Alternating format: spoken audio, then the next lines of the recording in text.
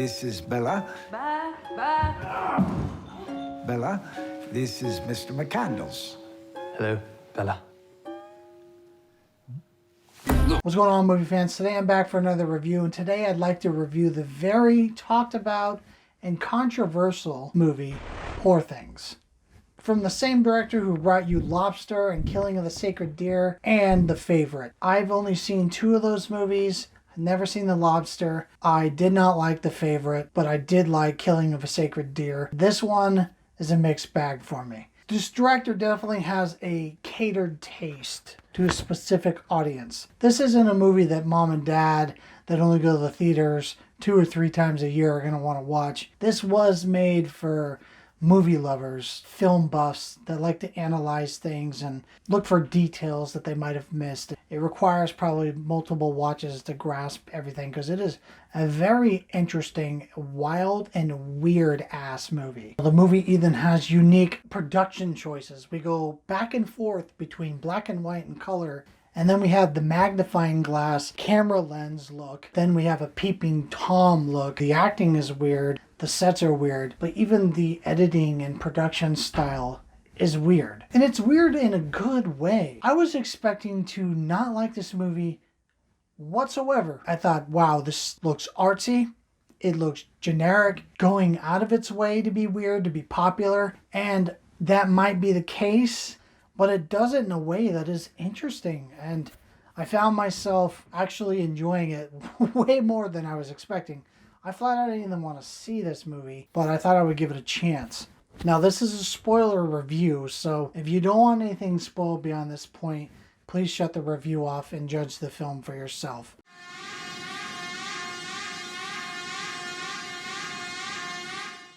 If you're hesitant about seeing it because of the controversy you've been seeing, I would say put that aside, make up your own mind, check it out. If you don't like it in the first half hour, shut it off.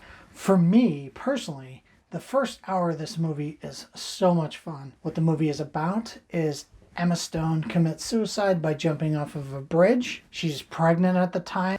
Willem Dafoe is a doctor slash scientist, and what he does is he finds her, takes her out of the river, takes the baby out, takes the baby's brain and puts it into Emma Stone's body. So when we see her next, she acts like an infant. She doesn't know how to walk or speak, but she has the maturity of a baby.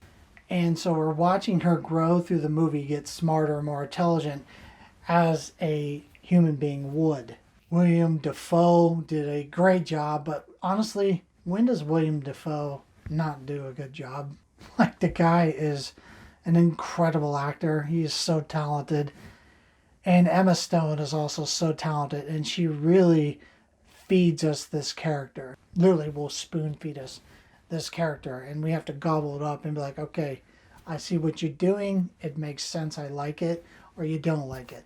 I personally liked it. I thought it was really great. I was really happy to see Mark Ruffalo finally get out of his dad phase where he's just playing a dad or a Marvel character.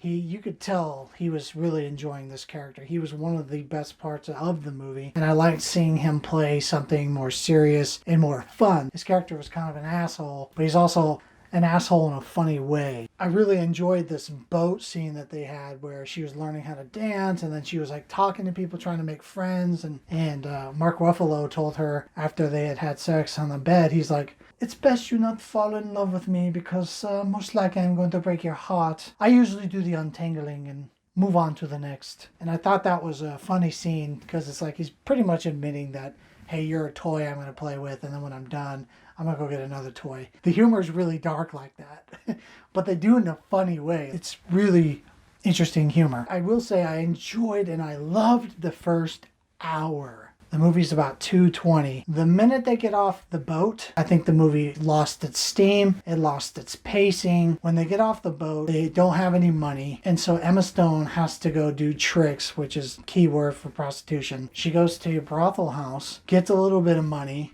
And then she's like, you know what? I think I want to stay here. I want to live life a little bit. So for the next 50 minutes, we're in this brothel. And then we're just watching her have sex with person after person. And of course, we have to cast the fat, ugly, short guys. It's only the creepiest and weirdest looking people they could find. One of the guys has a hook for a hand. You know, of course, we got to throw in the cliche of implying that only those guys pay for it because they can't get laid in the real world. When in reality, we all know there's plenty of good-looking celebrities and athletes out there that have sex with prostitutes. I didn't really like the cliche of the clientele she was getting. Every client she saw looked like they were conceived in a Dollar Tree bathroom. Now, when we finally get out of the brothel, she's going to go get married to a guy that she had fallen in love with before she got on the boat with Mark Ruffalo, because she's adapting and wanted to see the world, so she had left the home where Willem Dafoe raised her. I think the movie really crashed after the boat scene. It dragged, it was sluggish, it was slow. I didn't care about the subject matter anymore. And so then we get to her house. What she wants to do is go back to her old husband and figure out, why did I kill myself that night? And of course, the ex is just a douchebag. He's controlling.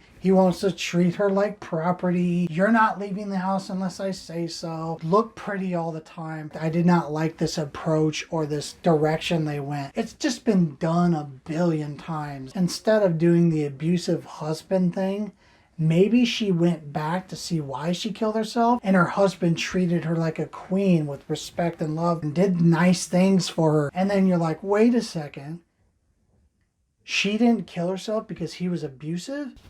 Now I'm interested. Why did she do it? I would have rather them cut all the brothel stuff out and did this instead. It would have been much more interesting. Besides that critique, I do think the movie runs too long. The brothel scene was definitely too long. And I think they should have shaved about 20 minutes of the film off, because it does get very stale for being weird, because you can only keep up this weird cuckoo's nest. Oh, look at how weird I am, and look at how artsy this movie is, and we got weird visuals. You can only keep that energy for so long. So I did enjoy the first hour of this movie. Did not enjoy anything after they get off the boat. That's just my 2 cents on it. I'm not saying if you did like it, your opinion doesn't matter. These are just my own personal thoughts. I'm going to grade Poor Things a C+. Well, that's it for this review, guys. I have more reviews coming up that I'm working on. Please hit that subscribe button. It really helps me out. It helps out with the algorithm on my channel and helps my videos get exposed more, and YouTube recommends them more. It really, truly helps me out. So I do appreciate the people that tune in. So please hit that subscribe button, and I'm going to catch you movie fans on my next review.